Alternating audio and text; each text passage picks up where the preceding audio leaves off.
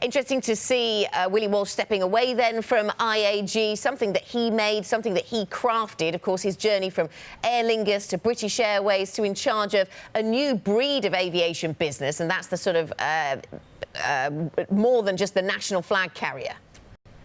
Yeah, so he's really the architect of what we see in Europe, which is the three big groups. We have IAG, we have Air France, we have Lufthansa, but really IAG is the most international of them. Willie Walsh welding together British Airways and Iberia initially, and then adding other airlines to it, low-cost carriers like Welling in Spain and others. So he's now stepping back. He had signaled that he wanted to retire, but he's not particularly old. He's not 60 yet, but he's been in this role for 15 years, and he probably felt like the time was right. The industry, the airline industry, is in some degree of turmoil.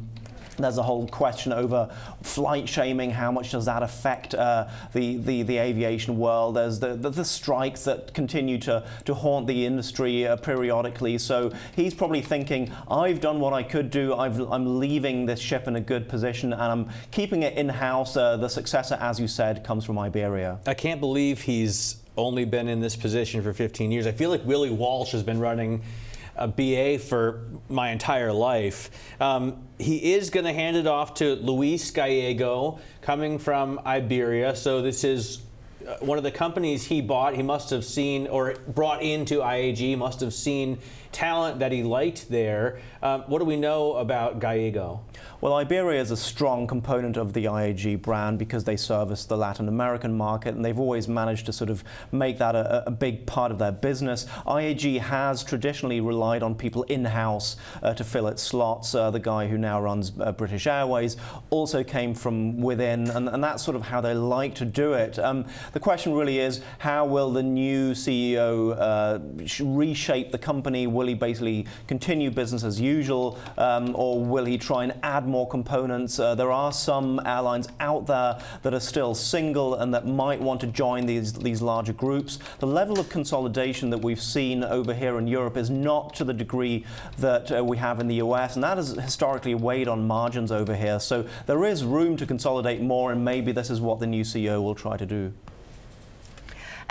Benny, let me switch gears, sticking with the aviation sector and moving on to something else. Of course, Iran is seeking assistance from foreign investigators, including the US, as they try to put together what exactly happened. It seemed yesterday, we were talking about this, weren't we, that the Iranians were very quick to decide what had happened to this aircraft, and now we wait for some sort of investigation to take place. The extent to which the US will be able to participate, though, and what it will conclude, very much open to question.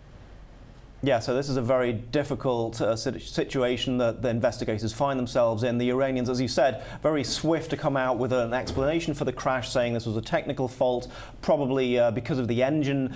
Traditionally, what happens is that the country where the plane went down is the one leading the investigation, so this would be Iran, but then the manufacturer and countries with a lot of expertise usually offer their help and pile in, so Boeing would normally be able to gain some level of access to this. If it weren't Iran. If it weren't Iran. Because it's illegal for Americans to work in So Iran. there's a lot of issues here. You know, can they even enter Iran, even if they wanted to, sort of as a sign of goodwill? Would it be smart in the current environment? I mean, would you allow, someone in your family to go over and work in Iran if you're an American citizen? Very difficult questions. Yeah. And then we still don't quite know what caused the crash, so we think it was a technical error, but it could have been something else. As we know, there were missiles flying a couple of hours before this crash, so it's unclear at this point where we are. The flight recorder and the cockpit voice recorders, they have been recovered, and it will be interesting to see how these are read out and how transparent this entire process is conducted.